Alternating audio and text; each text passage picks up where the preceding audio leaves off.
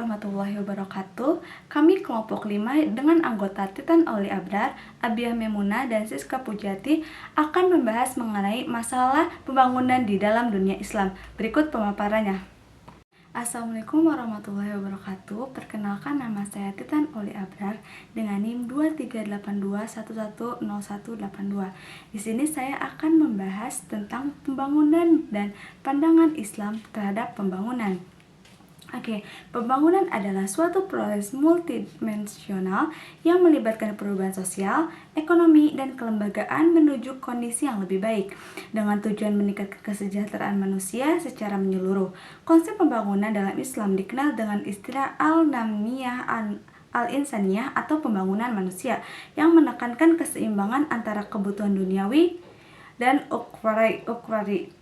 Islam memandang bahwa pembangunan harus dilandasi dengan prinsip-prinsip maqasid syariah, yaitu pemilihan agama, jiwa, keturunan, harta, agar tercapai kesejahteraan yang hakiki bagi seluruh umat manusia. Dan di sini juga ada faktor utama yang menjadi hambatan dalam pembangunan ekonomi di negara-negara Islam. Yang pertama itu adalah korupsi dan tata kelola pemerintahan yang lemah. Yang kedua ada regulatori dengan kebijakan untuk ekonomi Islam yang belum efektif. Yang ketiga ada kualitas sumber daya manusia dan pendidikan. Yang keempat ada ketimpangan sosial dan pendapatan. Dan yang terakhir itu ada krisis ekonomi dan tekanan eksternal. Baik, perkenalkan, nama saya Abiah Memuna dari Perbankan Syariah Kelas E. Saya di sini akan membahas bentuk masalah pembangunan di dunia Islam. Yang pertama, kemiskinan dan ketimpangan ekonomi. Yang kedua, keterbelakangan pendidikan dan rendahnya kualitas SDM. Yang ketiga, masalah kesehatan dan gizi masyarakat. Yang keempat, krisis politik dan konflik bersenjata. Yang kelima, ketergantungan ekonomi pada sumber daya alam atau SDA. Yang keenam, keterbelakangan teknologi dan inovasi. Dan terakhir, lemahnya tata kelola pemerintahan, good governance, and tingginya korupsi. Selanjutnya, upaya negara-negara Islam dalam mengatasi ketimpangan sosial dengan tujuan untuk mewujudkan pembangunan inklusif dan keberlanjutan berbasis prinsip ekonomi Islam. Strategi utamanya, yang pertama, inklusi keuangan syariah. Akses pembiayaan mikro tanpa riba bagi UMKM, An-Nasik dan Bahri 2024. Yang kedua, finance syariah, pembiayaan digital bagi masyarakat belum terlayani bank. Yang ketiga, zakat dan wakaf produktif, dana sosial untuk usaha kecil, pendidikan, pertanian. Yang keempat, inovasi dan inklusi sosial, yaitu pelatihan kewirausahaan dan kolaborasi antar lembaga. Yang kelima, grant financing, pembiayaan proyek ramah lingkungan dan energi terbarukan. Yang keenam, digitalisasi, filantropi Islam atau Ziswaf online untuk distribusi cepat dan transparan. Yang terakhir, kolaborasi pemerintahan dan lembaga Ziswaf, yaitu program desa zakat produktif.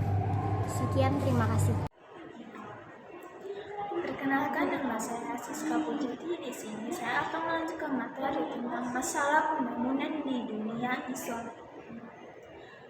Adanya solusi ekonomi pembangunan Islam. Ekonomi pembangunan Islam menawarkan solusi berkelanjutan untuk mengatasi kemiskinan dan ketimpangan dan lemahnya tata kelola melalui penguatan lembaga keuangan syariah dan UMKM tanpa riba, optimalisasi Ziswaf secara produktif dan digital, peningkatan pendidikan serta literasi keuangan, dan penerapan prinsip transparansi tanpa korupsi.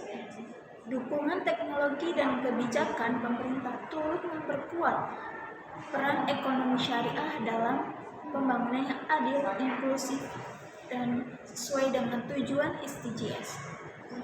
Relevansi Sustainable Development Goals atau SDGs memiliki relevansi kuat dengan pembangunan di negara-negara mayoritas muslim karena tujuannya sesuai dengan prinsip maqasid al-syariah, yaitu menjaga agama, jiwa, akal, keturunan, dan harta.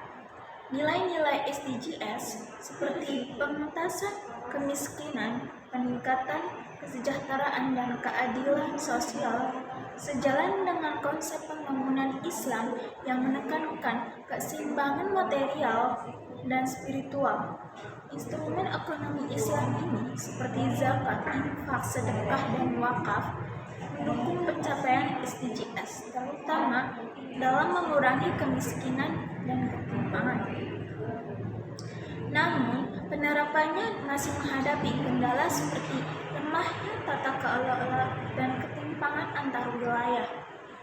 Integrasi antara SDGs dan ekonomi Islam juga memperkuat komitmen terhadap pelestarian lingkungan sesuai prinsip Hifz al-Biyah, menunjukkan bahwa SDGs tidak bertentangan, melainkan selaras dengan nilai-nilai untuk mewujudkan pembangunan berkeadilan dan berkelanjutan.